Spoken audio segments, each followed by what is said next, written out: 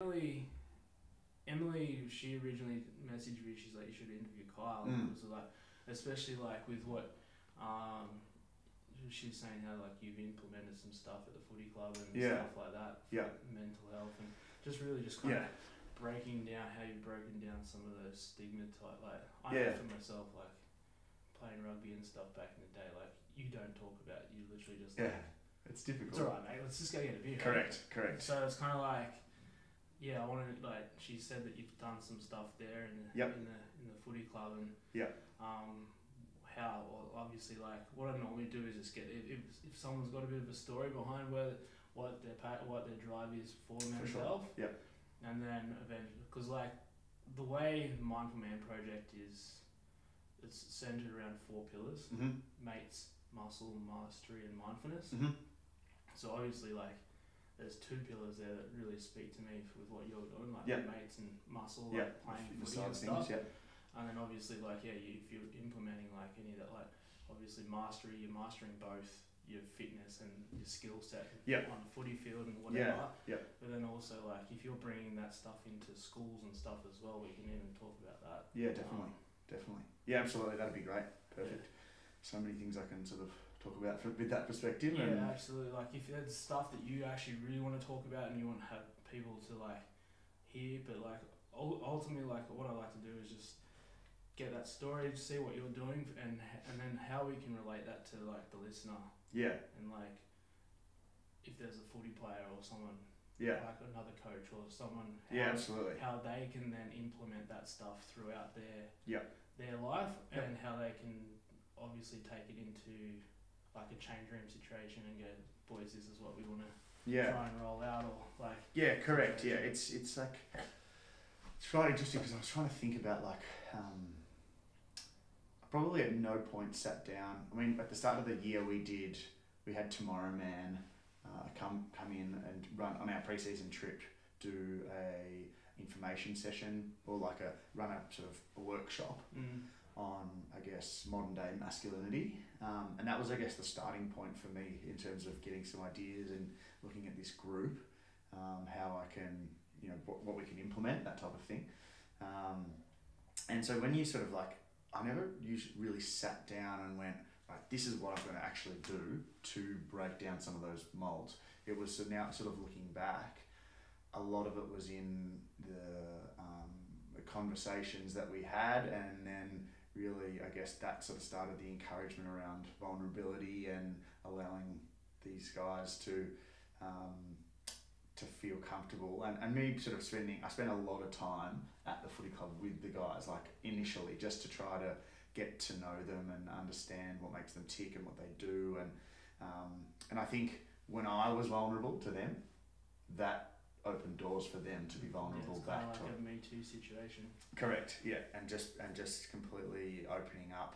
I told them about like my mental health battles and my relationship battles and my things that you're going through on a weekly basis, and that's just a constant thing. It's not like telling them once and then going, right, now you can share whatever you want with everyone.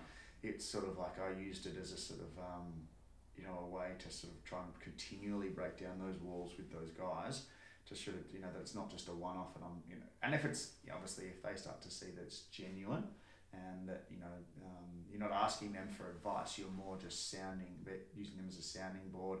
They feel that you trust them, and they start to build that trust with you. I guess it's a two-way street. Absolutely. I think that's where I mean, there's so many examples that I'm in my life of this, people doing it poorly. I look at my work that are just scaling back on the pastoral care system and really looking at what they're doing, and we've scaled it back from like seeing the kids like 160 minutes a week to seeing them 60 minutes a week. From a pastoral standpoint, where it's not about curriculum and educating them in the topic or the subject that you're doing. It's more about the actually just sitting down with the kids and that type of thing. So it is. It's a bit of a shame, especially when it's like that's that's the grassroots, and that's the best chance of actually changing what happens through the next generations and stuff like that. So I think for me, like especially I've seen a lot of schools, a lot of independent schools that I've worked at it's a little bit of a boys' club. You know, they're very historic, traditional schools. You know, and I've had staff members talk to me about that as well. But then from a kid's perspective, you're shaping them around the same attitudes that have probably been there for still around 50 years. Stoic male. Correct.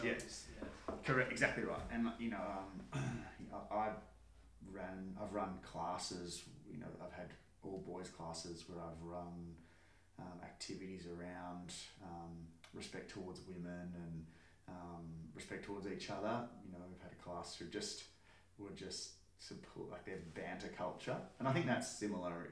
That's a male thing. I think it's football clubs, it's schools, it's football clubs, and just we'll give each other a little bit of shit, and then you'll be right. You know, like it's just a joke.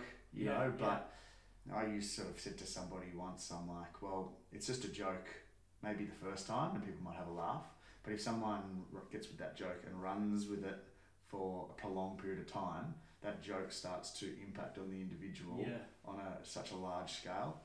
Well, it's funny. It's like you say that. Like one of our friends up in Byron, we're at her house for dinner when we're up there visiting, and she was saying that she had her brothers are over for dinner, and she's like he said something and said I'm just joking, and said it again, and it really upset her.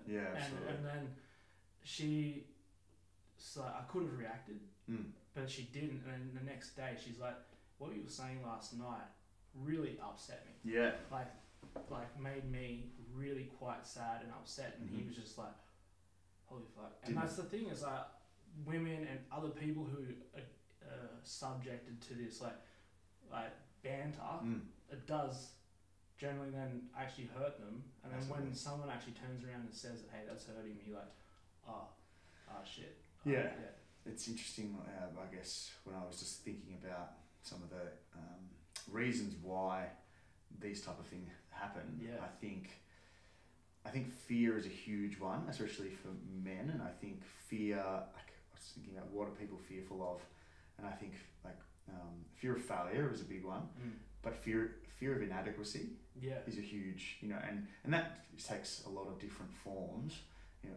If you're looking at you're feeling inadequate in a social situation, you might try to make a joke to try and make yourself relevant in that conversation again. Absolutely. People laugh at you, you get a sense of gratification, it continues on from there. Even in a football club culture, you can feel the same. There's 60 players and you're just a number sometimes, and something you've got to sort of keep pushing the boundaries to stay relevant within that scenario. I know like when I was playing rugby, and I was one of the younger ones playing first grade, so to try and stand out, like I was that wild party kid that was, and I went down that road at one point where, like, at the end of season footy, end of season drinks, like Silly Sunday, I ended up hospitalised because I was just like drinking, so I got it all, I can keep up with you boys. 19-year-old trying to keep up with mid-20-year-olds, and they're just like, next minute I was in hospital on like getting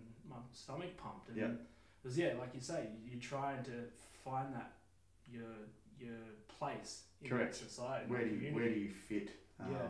And I think that fear of inadequacy flows into relationships, and that's where a lot of it stems. Like the anger can come from that. If you're feeling like you're feeling inadequate in your relationship, then you've got to try and assert, people think they've got to try and assert power or dominance or in some way, and that takes different forms, and I think that's where, it's just in those situations, it's the men who are uncomfortable with them in themselves that are the ones that tend to outwardly show that, whether it's sadness or aggression or trying to find that dominance or bring themselves back into being adequate or feeling adequate within any relationship or friendship.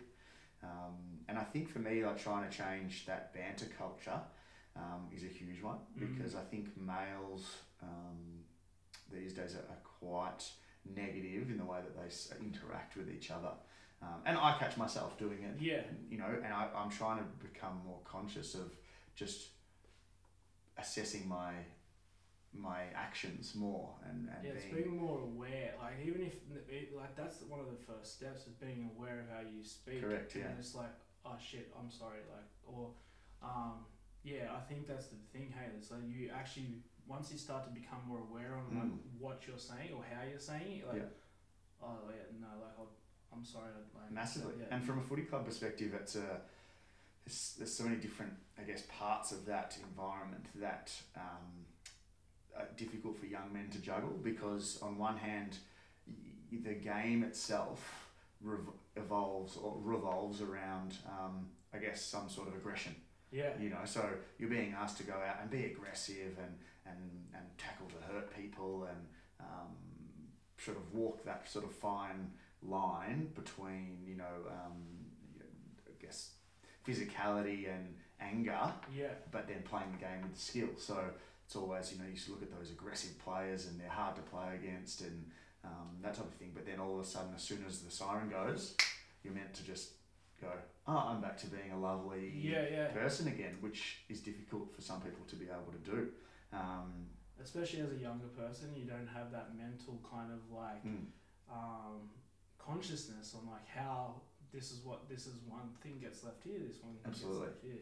And you know, even from my personal perspective, there was you know, in coaching a footy club this year and trying to play at the same time, there was times where I had to sort of I felt like I had to be outwardly aggressive to try and change the course of a game or change the momentum. Correct, lead by example. And I still think about one where I tackled somebody and I grabbed their arm and bent it behind them, you know, just in a moment, just while they were on the ground, to exert some sort of, you know, if I look back on it and analyse it, it was to exert some sort of power or some sort of dominance in that situation.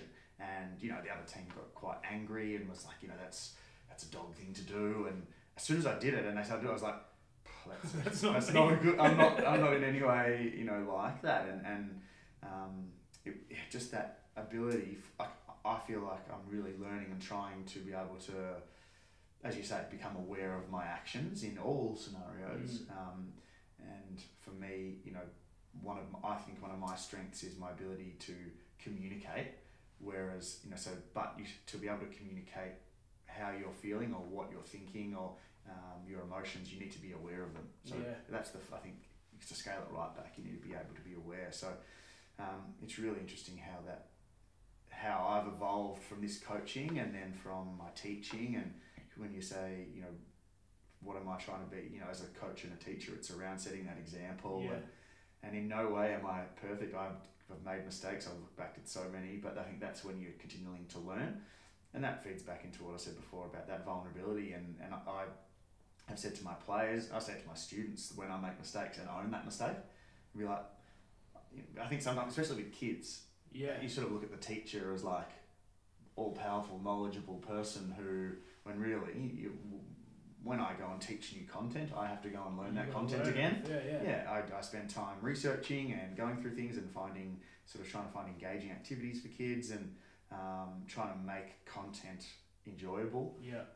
But in no way is it just, there's, you know, no way it teaches us this endless memory or bank of knowledge that no life and all that revolves in it.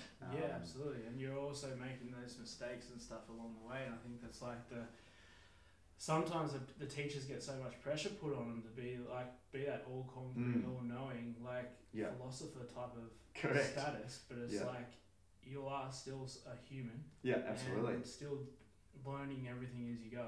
I think and just the way the education system still is, it's kind of still in that like industrial age kind of situation. Massively, And where like those people, like the teachers and stuff back in that day were like philosophers and stuff like that. Absolutely. And it's like now you guys are coming through and it's this new age of learning and showing people, and everybody's learning this new way of going. And it's like cutting the teachers some slack and knowing that they're still humans, they still can make mistakes, but then it's like being vulnerable in that and massively. I think around the education system, I really try to sort of preach, I guess, creativity, because that's what's being lost, and that's what's almost being trained out of kids, because it's sort of like this huge focus on information and like, oh, you must know this and you're working towards getting this score at the end. And I think that setting kids up with habits in terms of their ability to learn is great. I think that's super important, but ultimately when it comes to any information, they'll be able to jump on their phone and find that. It's about sort of creative ways for them and what works for them for taking on board that information, and then how they can creatively teach others that information. I do a lot of work on, I guess, presenting to the group, oral presentation skills, taking them out of their comfort zone from that perspective. A lot of my assessments sort of revolve around that, because I think that for them to creatively present information that they've learned, that's, I guess, the next level up, or takes their learning to a deeper level. It gives them that little bit of a buy-in too, because they're not just repeating verbatim what they correct. It's so easy just to copy and paste and reword a couple of things and go, there's my assessment task. I know that information, when they possibly don't know that information. They just moved it from one platform to another, and just so them actually having to think, and I can see it on their faces, there's I've got to go and actually talk about this to people. I've got to run through a training session on a particular fitness component. That means I've got to know about it, and that type of thing. But I guess me trying to showing them that, and it's just about finding that balance between something that's achievable and a challenge, and pushing that out of their comfort zone. And I say that to them often is, my job is to sort of take you out of your comfort zone on a daily basis so that you're continuing to grow. Otherwise, you just sort of stay at the same level. And I'm lucky I work at a school that it has some fantastic kids and fantastic resources, and that's probably why I love that environment. As with any school that has, any learning environment, any work has its pros and cons. But I think when you start to really focus on the good parts and what you're actually doing, then that makes it enjoyable. So it's interesting, that creativity. It's just, I see so many kids who they're just almost like slowly getting channeled into that same mold. And the ones who are, I like that my school has, we have a creative arts centre and a visual arts centre gets a lot of resources put into it, because those kids are the ones, they're creative, they think outside the box, they want to, and those type of people are the ones that are ultimately, I think, successful eventually. Sure. So. And it's just like they're the ones that you see now in society and stuff, like they are the ones who are kind of the people who are the outliers at school. It was like, have you ever read Malcolm Gladwell's The Outliers? And that's those sort of people. It's just like those select people that kind of weren't in the clique groups and stuff like that. Those people that were kind of like and the doers, and they were doing different things, and they were trying different things, and if you can try and get most children doing something like that, then the overarching society going forward is going to be a lot more into that creative space, and how you talk about it's like. And I think with their ability to be able to create, and it flows into, I guess, confidence, and then confidence allows kids and people and adults even to be leaders. I look back at my childhood, and it was a interesting childhood, and I know that we'll probably talk about this a little bit later in terms of like with any advice you can give to your earlier self. But I look back, my childhood was an interesting one. I was like quite an overweight child, and spent a lot of time, and still to this day it impacts you based on. I remember I moved primary schools because of bullying, and not fitting in, and it's like quite funny how people reflect on those actions. I've met people I went to primary school with who have apologised to me for the way that the way that they treat you in those times, and that's something that when you are a teacher now, you see how kids treat each other, and it can be brutal. You know, it is. You ever find it's like triggering? Like there's been a couple of times where I've been walking down the street and I've seen kids bullying other kids, and it takes me back to that kid that was like in the playground getting kicked at lunchtime and stuff, and it's just like, I just want to walk over there and just grab these bullies and just go, leave them alone. But it's just like it's very difficult. I definitely see myself in a lot of kids I teach. For different reasons. You know, their interests, their passions, the way that they interact, and you get to know kids really well. You see you see them start to try to be a little bit more vulnerable as well, which is great. And you see their, you know, the interest for me in education, isn't necessarily more around the teaching of curriculum. It's more around the pastoral care. So I spend a lot of time just sitting in my classroom after a class with a kid who's just decided not to go out to lunch or not feeling comfortable. So they just sit on the computer, and you know, usually a lot of teachers say, "Oh, you got to get out of the classroom," but I'll just sit and do my work in there with them. Maybe not even say anything, but it's a safe space. Holding correct. Space And so, you know, I still look back at my education as a child, and I remember the teachers that made a difference for me. And I want to sort of be that in years to come for students. And it's interesting. Recently we lost our footy. I lost a footy final. We lost in extra time. You know, I was devastated, and the club was devastated, and the players were devastated. And you know, when you reflect, you know, back on the season, and I was quite proud of this season, but ultimately I sort of started to think more about what do I coach for.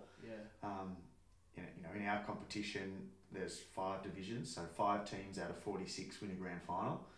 So it's difficult, you know, the odds are, it's unlikely.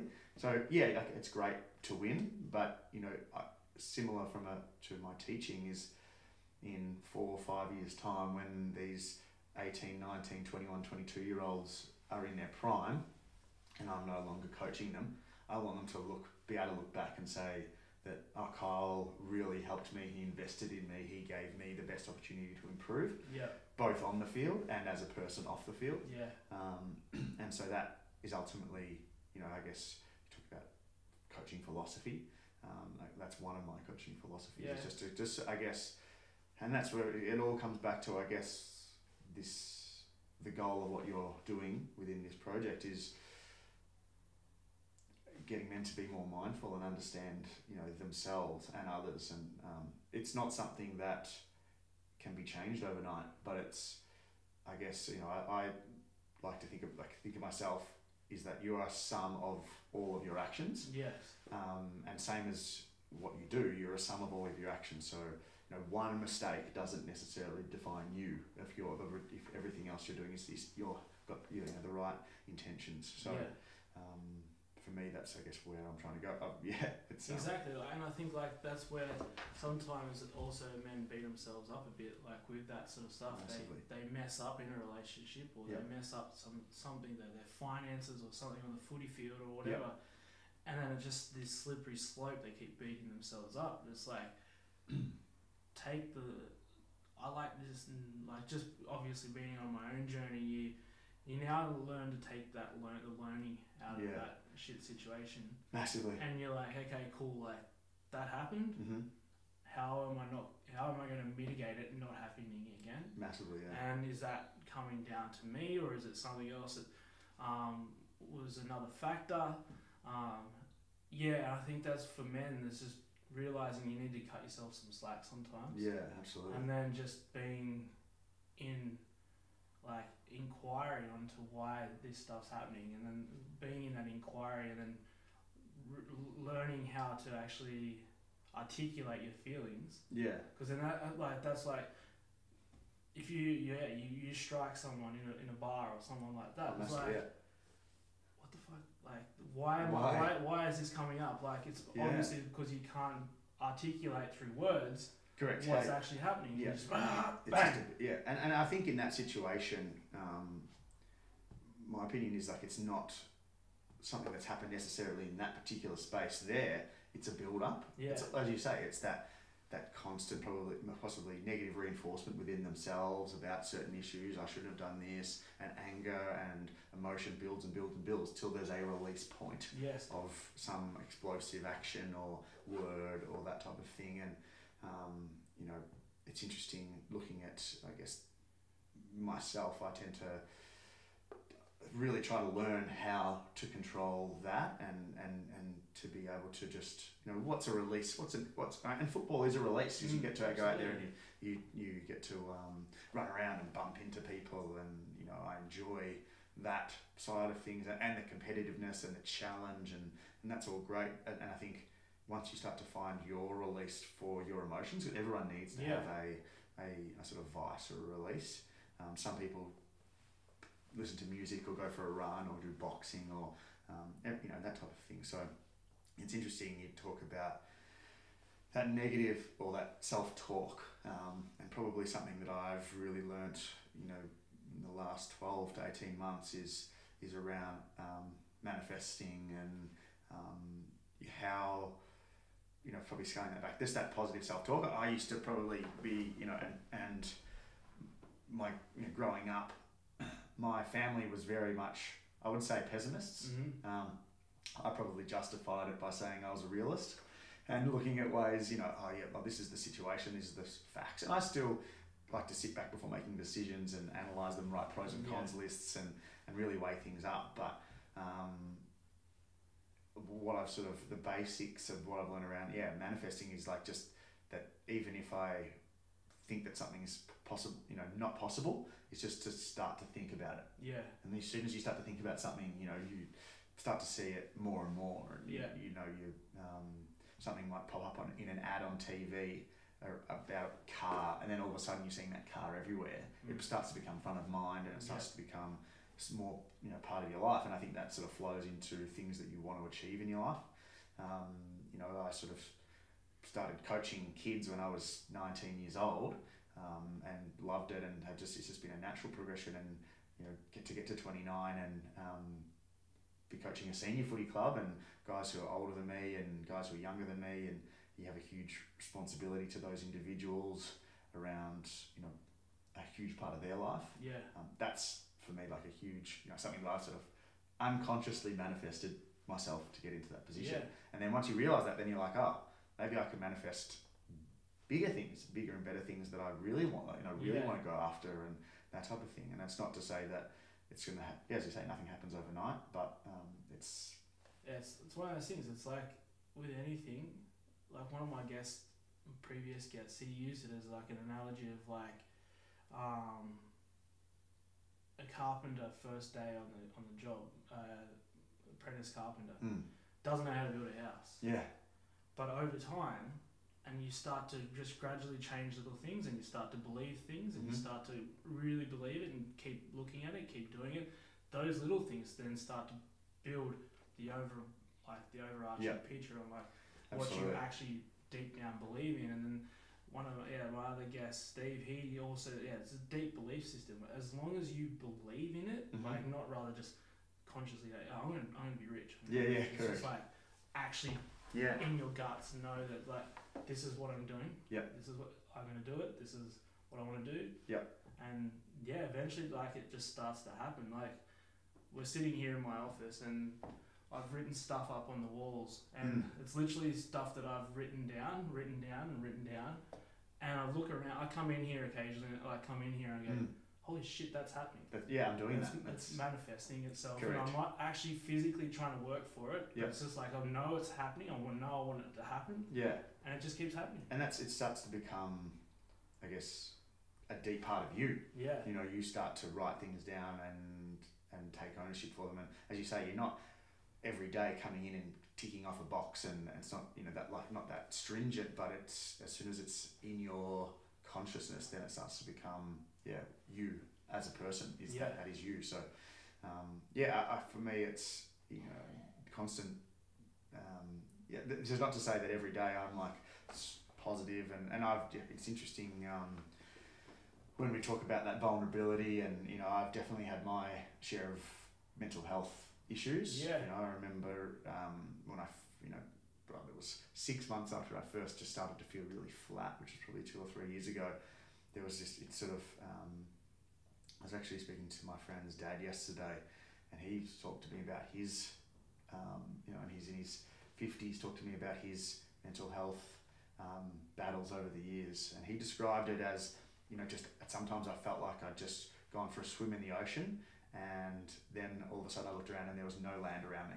And it was like, you're just trying to swim, just trying to get through, and then a wave would come and hit you, and then you just come back up for air, and then another wave would hit you, and it's that's a pretty powerful I think so, yeah, and that really resonated with me in terms of I have felt that before, and then after a period of time, a bit of encouragement, I decided, I'll go to the GP, I'll go there, and within 5 minutes of being at the GP, 2 or 3 questions, it was like, rightio, there's a prescription for antidepressants, and I was like, I want to explore every opportunity before like that. Yeah. For me is like the last resource. It's interesting. My family, people in my family have had mental health issues as well. So then, when you're feeling like that, you can start to justify it and say, "Oh, it's genetic," or I'm a product of my environment, or this is just the way it is for me, or that type of thing. So you can maybe make yourself feel better, but it doesn't. It just feeds into that negativity and that negative mindset. So, it takes a long period of time. I still have days where I feel down. I haven't felt like that for a while, which is great. And that's through, I guess, support network, for me talking about it more, being open about it and being vulnerable about it, and then helping others who, there's people I play with or coach in footy who, and I didn't meet them until probably October last year, so it's been less than 12 months, and within this year have opened up to me about their mental health battles and the things they're going through, and I'm finding I've been just seeing how common it is for men. And I think for me, opening up initially with them about that has encouraged them to be able to do that. It's so good, because it's like it just allows, and it's just like you said, like that the kid in the schoolyard or someone at the footy club is just holding space. You don't have to they'll come to you, or you can even just ask the question if you know they're not being themselves, and then just allowing them to talk it, and just like, I know the hardest thing as a dude, it's actually articulating how you're feeling. Yeah, it is. It's like girls can go and go, I'm feeling really upset because I'm tired and cranky for, I don't know why, but it's just happening. That's just why. It's like, allow it, and then just kind of start to unpack those thoughts and whatever's going on. You go, I'm tired and cranky because I've had a really fucking rough day. Like, this has happened, this has happened, this has happened. And then eventually it just starts to unpack itself. And I think that's just holding space for your mates and stuff at the footy club and whatever. And it's just like... Yeah, absolutely. And I think, that's something that I try to sort of discuss with people in these type of situation, especially when, you're looking at, I guess, communication as a... and I think the most important part of communication is listening. And I tend to sort of summarise it myself as listening to understand rather than listening to hear. So what I find is a lot of people tend to just listen to hear, but while they're hearing what the person is saying, they're formulating a response. So you're not fully present in what that person is actually saying, because you're wanting to, as soon as they finish talking, I'm going to say something, I'm going to respond to that. So that ability to be able to just really listen to understand. And I am still totally working on this huge part, because I remember, arguing with my mum growing up, and nothing would come of it because it was just like comment, build, leave the situation, you know. There was no real listening to try and understand where that person is coming from, and sitting back, and if you can pause and then actually take on board what they're saying, often your response is going to be less emotional. It's going to be more calculated. You might even write things down and write down what they're saying, or write down what you're feeling, and try to put it in a way like that comment made me feel this, because that becomes, you know, the way that you've said what you wanted to say, but you've said it in a less accusatory way. It's not like, you did this to make me feel like this, and like, you did this, you did that. It's less blame. It's more, well, that made me feel like this. No one can argue with how something made you feel. Yeah. And if you've come across in a way that is composed and calm, then ultimately that's going to go a longer way to resolving that in the short term. It does a really quick way of diffusing a situation. Massively. Yeah. And that's something I've really been working with myself. It's just like, like you could react. You could just keep going and then leveling up, and until there's this final explosion. Yep. Or you just take that breath and sit Massively. And think about what you're going to say. And it still happens with me where I'll just respond, and it could be, as you say, you might have had it could be Friday afternoon, and you had been a long week, and so your ability to logically, sort of remain rational is reduced because you're fatigued, emotionally, physically, and so you're sort of less. Your fuse is shorter, for lack of a better term. So for me, I've sort of learnt different times of the week or of the day that are less conducive to positive resolution. It's when you're in a relationship and you working through certain issues with, and it's just friendships, it's partners, it's anything. Finding those and being honest about those is a huge part. So, I don't think anyone is perfect in that. So, but as long as you can sort of, as you say, that awareness is the biggest thing. Aware of these things and that's a constant growth element. Yeah, absolutely. And it's that thing is like every different person is on their own different journey. Massively. So then you've got to meet that person where they're at as well. And it's just like, if you don't, because then you're coming in and you're doing all this stuff and you're trying to tell them what to do, and then you're in no better position. So you're like, okay, cool, like, let's have this conversation at this level for now, and then like hopefully we'll meet again and we'll keep going forward. And it's just like, you take all ego out of it. Yeah, ego is a big one, isn't it? Yeah, I think you spoke to Jeremy, and like Jeremy talks about ego a bit, and it's just the same thing. It's like, take ego out of it. Yeah. It's just you and your stories and whatever stories they're telling themselves. Yeah. So then you take your stories out of it and you go, okay, cool, like let's have a chat. Yeah, it's and that is difficult at times to be able to really to open up around that, and to because ultimately, I guess we're taught from a very early age, you've got to look after yourself. You've got to do what's best for you. You got to, and that is something that I'm really working on. I'm an only child, and it's interesting around the stigma and stereotype around only children is sort of that spoiled, everything about them. And I no way thought that I was a spoiled child, but I think what's been ingrained in me is that I put my own self first a lot of the time. And even that happens when you're an adult. People say, "Oh, you're on your own journey. You do you. You gotta go. Do whatever you need to do."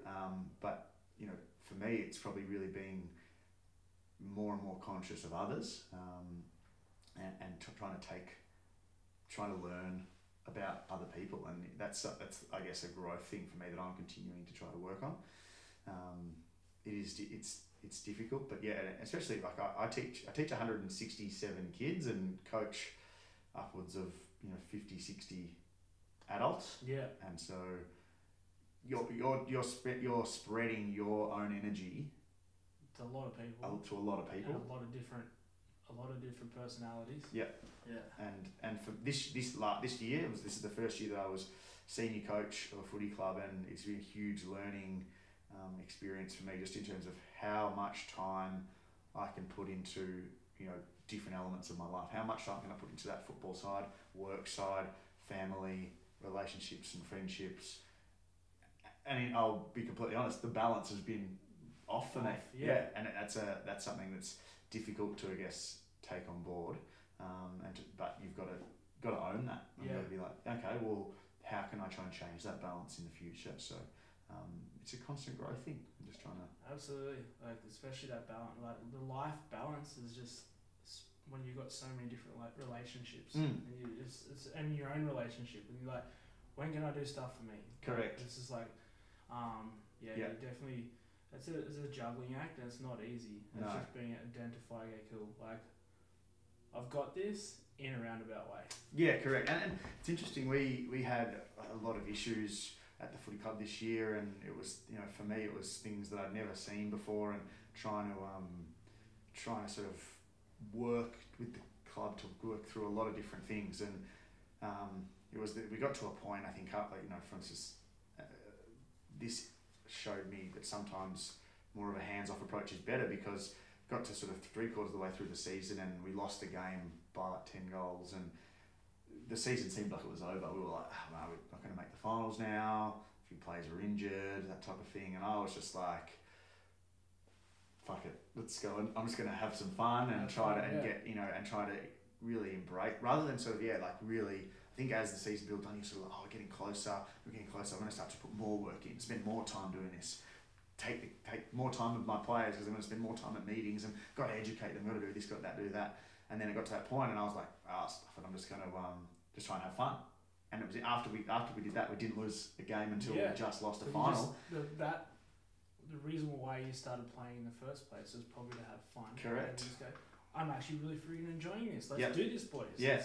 And that sort of, you know, that grew and grew and grew. And I think if you can apply that same ethos to your life, your day to day, everyone has job, and everyone, you know, it'd be great if we could all, you know, be holidaying all the time, because it's, you know, you sort of, so, but if you can, you know, build those relationships with the people that you work with to make it an enjoyable place to be, work in a space that you sort of look forward to going to every day. For me, that's sort of, you know, what, you know, I mentioned the word success before. I was like, you know, that's what bring about success, and then I could talk for ages about what is success. What is success, and well, and everyone has their own version of success, you know, but like always a driver for me has just been wanting to wake up in the morning and be like, all right, let's do this. Let's like, I'm excited for today. I remember when I was like 18, 19, I didn't go to uni straight from school. I worked as a landscape labourer and a chippy labourer for 2 years, and worked at a timber yard. And I remember working at the timber yard with guys in their 50s and 60s who had been there for 30 years. And I was there for 3 months, and I was like, get me out of here. Well, I'm a carpenter by trade. Yeah. And I was like, there was one day I was just sitting in the lunch shed, and I'm like, looking around, there's guys in their 40s, 50s, just complaining, been doing it for 30 years. I'm like, I'm over this. Yeah. I'm not doing this anymore. No. And yeah, I think it's, all these things have to happen for you, and for every individual in their own way, to be able to learn. But yeah, it's sort of, it sends you on, I guess, a different path when you get to that point. And I guess ultimately that's, you know, I think, especially with the kids I teach, they feel the pressure of, I go to an independent school, my parents pay a lot of money, I need to be going down this path. You know, I ask kids, what are you doing for year 11, year 12 subjects? Like, I want to do this, but my parents want me to do this. And that's where, as soon as that happens, you're like, how do you go about that? Or you can, you know, and parents come to me and go, what do you think little Johnny should do? It's like, little Johnny, what do you want to do? Not like, what do I think? Not what you think as parents, but what does he want to do? Because, you know, one of the great things that my mum always encouraged me to do was just, if you do stuff that you enjoy, you're going to do it well. Yeah. You know, and I know that when I enjoy something, I know the amount of effort I'll put into that. But I also know when I don't enjoy something, my effort wanes. It goes down. So for me, it's just finding what can I enjoy doing regularly, and so hopefully you sort of start to get to the point where you can do that. So it just takes time. It does. It's the way you're put on this planet just to try and work out your path over your lifetime.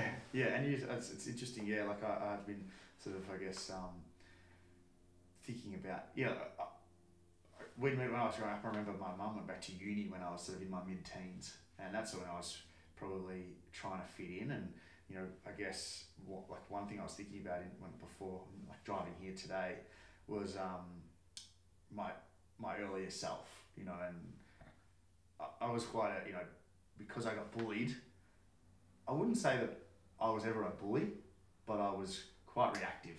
You know, I had a bit of a short fuse. You know, someone would poke it and I would sort of react, which is ultimately what people want, and that's something I've sort of worked on to try not to be. But I probably, around my fear as a child was that being an only child, I used to spend a lot of time on my own. I used to kick the footy around in the court on my own, kick it to myself and that type of thing. And then when I went to I have sort of a few, you know, regrets about my high school journey, because I remember having a really close group of friends. Yeah. And that group of friends were, I guess, the outlying group. We used to go and play video games at each other's house on a Saturday night, you know, and we played indoor soccer, and you know, I remember they were just happy. I remember thinking how happy they were. But I had this sort of like need at that age to be one of the cool kids. Yeah. You know, so I probably like left that group to try and invest in these people. Yeah. Who I thought were the bee's knees, the cool kids, the ones, you know, who would. I thought they were like, you know, the good-looking crowd. You know, they had all the girls interested in them, and if I hang out with them, then that'll be sort of what. Yep. How I'll be like that. And ultimately, as I got through my middle and end of high school and then into adulthood, I realised those people were not the type of people that I wanted to hang out with at all.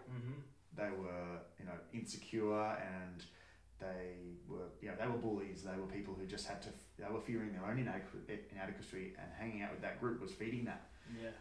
And then it got to a point, but I was just like, well, I'm not friends with I've lost this group of friends, and I don't want to be a group of friends with them, so I'm sort of in the middle. I don't have that that point, and I sort of then started to realise that the quantity of friends really means nothing. Yeah. It's all about that quality of that person, and you start to sort of figure out the people as you go along, and people come into your life for like a reason, season, or a lifetime, and everyone teaches you something, and you got to be able to take those lessons out. So I probably wish I could, you know, look back on my childhood and say, you know, just sort of live with less fear. Yeah. You know, I guess so.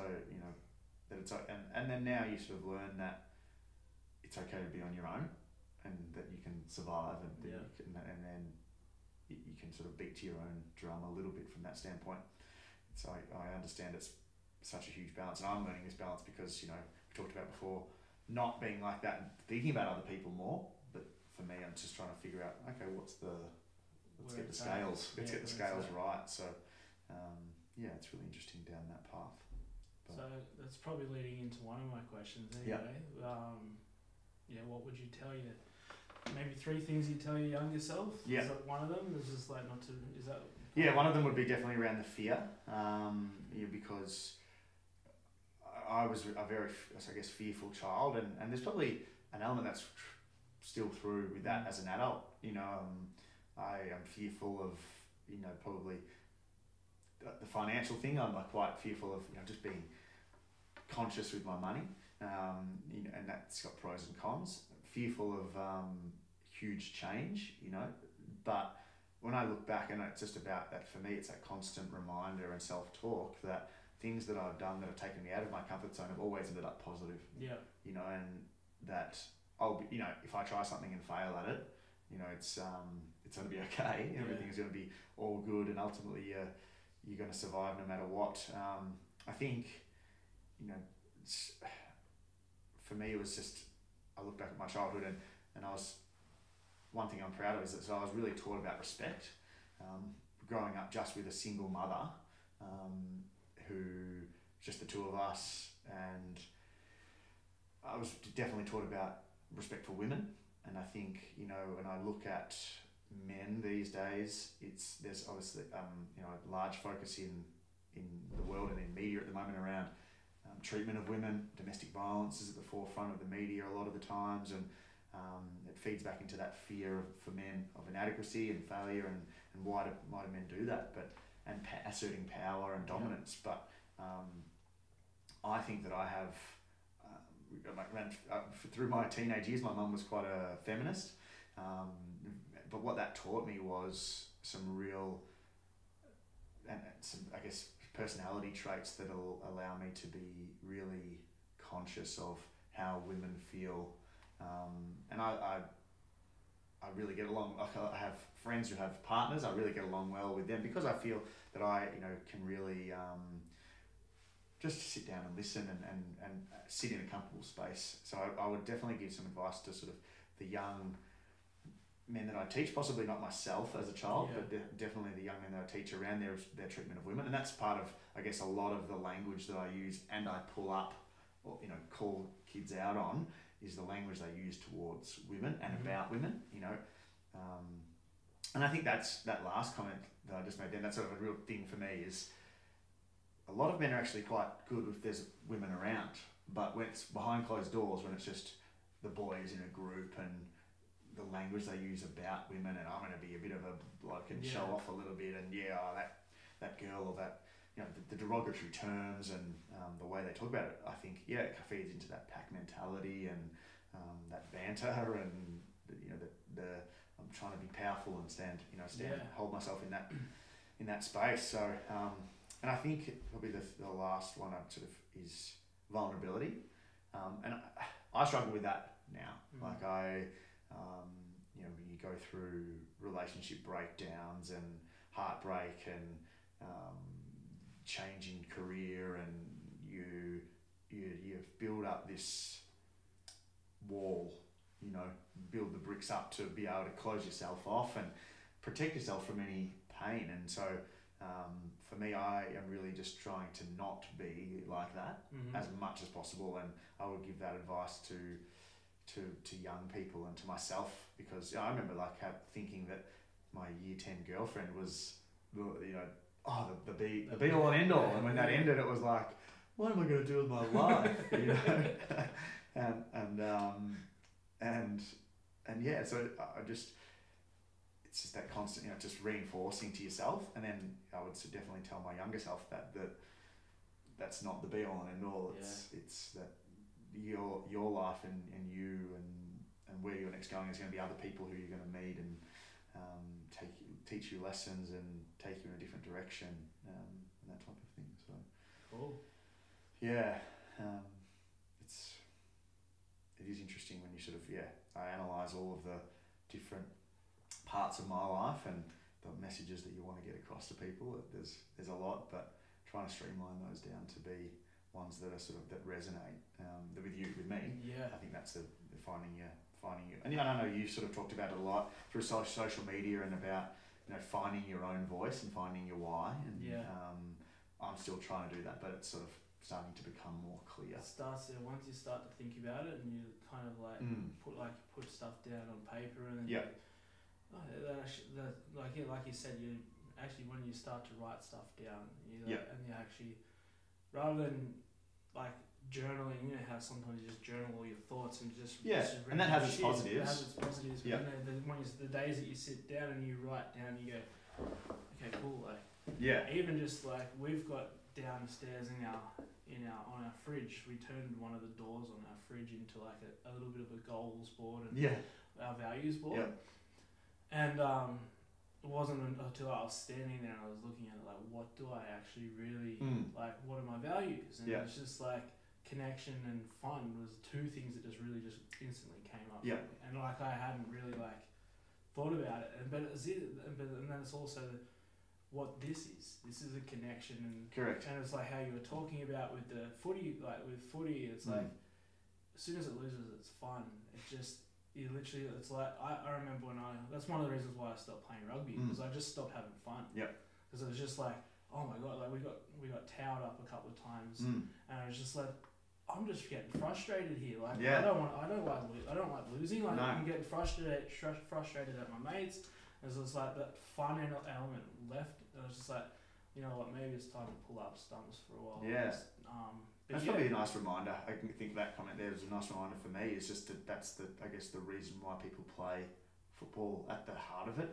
People might sort of have different reasons. It might be I enjoy the fitness side of it and the challenge, and if you get paid to play footy, it's great. You might earn a little bit of extra money on the side, and you're like, okay, this is this is well positive, but ultimately, like for me, someone can pay you as much money as you like, but if you're not enjoying it or you're not seeing some benefit, then you're like, oh, this is just, it's not going to last long. It's not sustainable. It goes into any job. Correct. Anything exactly. you do, like if you're not like you coming back to what you said, like just being able to get out of bed in the morning and enjoy what you're doing. Yeah. Like regardless of what you're doing, mm-hmm. like making bread as a baker, building a house, going to a corporate job. If you're dragging your knuckles in there, you're not going to be enjoying it. It's not sustainable, is it? It's not sustainable, and ultimately, we are here for a short time, and you want to be able to enjoy what you're doing. Yeah, absolutely. And I think this conversation, hopefully, and this type of project that you're putting together, and there's a lot of different ones down this sort of line. If collectively, as I said before, that us as individuals are some of our own, some of our own actions. Yeah. But if, as a society or as a broader community, if we're all a sum of our own actions, then the more people that just are talking about vulnerability and masculinity and what it means to be a man and all the things that we've talked about today, the more people that are doing that, then the better that is for the community, because not one person is going to come and change the world or the way we see it, or it's just probably quite I guess in the forefront of people's minds at the moment, based on recent events and people dying and suicide and male mental health. I know last week there was a huge talk about Danny Frawley and his mental health, his mental health battles, and there was a lot of media coverage and his friends within the media talking about his journey and their journey and how great he was. And that's great. I think that's so important. But it's, can we sustain that? Can that conversation be still in the forefront? And that's difficult because obviously media and social media is just looking for what's the next story, or then what's the next story, or what's the next story. But if we can constantly bring it back and have those conversations, and for me, I'm lucky. I sort of feel that I am quite open to having these conversations with people, but there are people who aren't. Yeah, exactly. And that's because they haven't been taught how to, or they've never been exposed to it. So. And I think you put up on Instagram the other day about the mental health plan. That's what a lot of people don't actually realise. You can go to the doctors and say, look, I'm feeling quite anxious and I'm struggling to sleep or whatever, and like I'd love to go and talk to someone about it. Yeah. And you get 10 free visits to a psychologist. Absolutely. And it's so good. Like at the moment, I've got a mental health plan. Yeah. Because I was battling some anxiety 4 or 5 months ago. Yeah. And still, I go there now, and it's actually turned into a point of a growth situation. Massively. I don't have that anxiety's not there. Yeah. But I'm still using them to be able to then now go and go, cool, no, how can I now level up from where I was? Yeah, absolutely. And continue to. It's that snowball effect. Massively. And when I went there the first time, I'm like, holy shit, the world's caving in. It's that, mate, I felt that when I've been there. Been to myself, sitting in a waiting room, just thinking the walls are coming in. This is why am I doing this? I need this. There's a stigma around it, and as you say, it's just about breaking down those walls and trying to change that stigma or stereotype. Because I think what you said before, it's I think it's pretty clear that male suicide rates are higher than female, and I think because women have this tendency usually to be able to talk about what they're feeling, as you say, or just sort of this is how I'm feeling because of this, more often than not, and men, we just sort of go, you can't cry as a man, you got to be tough, and that's what you sort of taught us. I remember my dad saying that to me, and so, but I was lucky that that my mum was sort of allowed me to do that. I would say that I'm quite an emotional person, and definitely not afraid to sort of to cry or to because I think that's a huge release. Absolutely. And to sort of, but for me it's showing others that that's okay. Which can be quite difficult because it's all well and good when you're doing it in the privacy of your own home, but the real sort of, the term I was going to use is step to the line, and it's interesting because and like when we did the Tomorrow Man, we did the step to the line activity where there was a scenario posed, and it was like, all right, would you do this in this scenario or do this? And if you would do the more challenging one or the one, and the scenarios were great. I can't remember too many of them, but they were just talking about there was one response that everyone would have felt that knot or the butterflies in their stomach, and they just you step to the line for that. And I use that analogy now with footy, is that, you know, if you hear somebody talking about women in a derogatory way, or you see, you know, any form of domestic violence, or you hear about it, stepping to the line is putting yourself out there to try and stop that, or to say that's not okay. I've been in situations where I've heard people say things and I'm like, and haven't said anything. And that, you know, but I'm trying to get to that point where I, you know, more often now as I get a bit older and feel a bit more confident with myself, I do say stuff, and it's that, and it comes down, I think, like, even that, it's like, how do I? Correct. How do I get this out of it? Hey, without going, that's like, in an angry way, because that's not going to help anyone. You're right, and that's where that learning about communication is a huge one. And I think, you know, I talked before about the education system. We're teaching kids content, but we should be teaching them how to communicate, you know, and how to communicate with others, how to communicate with themselves, how to, you know, how to be emotionally vulnerable, and what does that look like. And you know, I think we've got a long way to go, but I think we're spending a lot of time on the right areas. And there's a lot, like you said, of people talking about it now, and if that snowball keeps happening and people keep talking about it, then it may eventually start to like leach its way through everyone else. And I think, like, my passion is helping, you know, the young men, and that, because I think hopefully they can resonate with me being a young man myself, and I'm sure you're in the same boat of just trying to change that culture one sort of day at a time, one step at a time.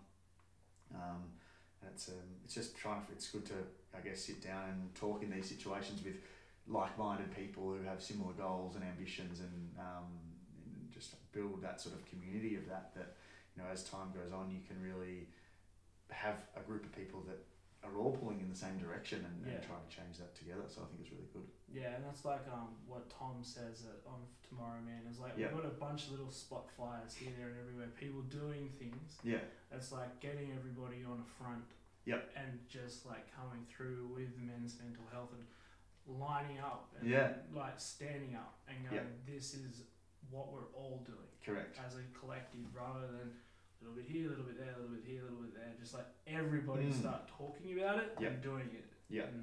And that's where, you know, that's where you got to put ego aside and be like, oh, my job over here, like that's one part of it, but it doesn't really matter how I do. It matters how we do as a collective to try and, you know, build, as you say, a united front on trying to do that, because ultimately, and I say this in a football context, and in probably the context of this conversation, is that you can win together, but you can or fail on your own.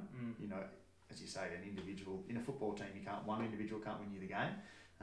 You've got to be a collective group trying to pull in the same direction, and if you're all pulling in different directions, you aren't going to get that far. So I think we're trying to work down that path anyway. Everyone's got their, you know, little niche areas that they're trying to do, but the general goals are all pretty similar, which is great. So, absolutely.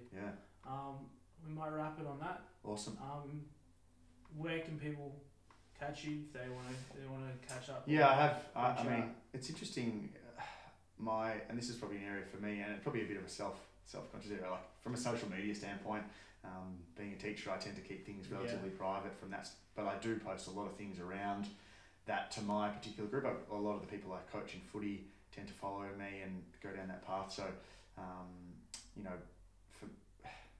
I'm probably at that point where, you know, this is the starting of the journey for me around trying to sort of build, you know, the people that I speak to. And I talked about the numbers of people that I do at the moment, but, you know, growing that is the next step, and we'll just see how we go. I'm sort of looking in what the best medium for me, or the best platform for me to be able to do that is, but hopefully I can just continue to speak to people like you on this type of forum, and you know, I've had conversations, as you said, with Jez, you know, just in private conversations, and start to work, because, you know, he's great at talking about this stuff, and there's so many people, and, you know, there's people at my footy club who are doing things around, you know, the Movember, and and looking at I guess the masculinity side of things. So I'm just going to continue to try and work within my space at the moment, just see where that takes me. Absolutely great. And it's, as you say, just trying to figure out what it'll come to me, what shape that takes. When it happens, yeah. Correct. So we'll just see how we go with that. Awesome. I really appreciate you having me. It's been great. Thanks, awesome. mate.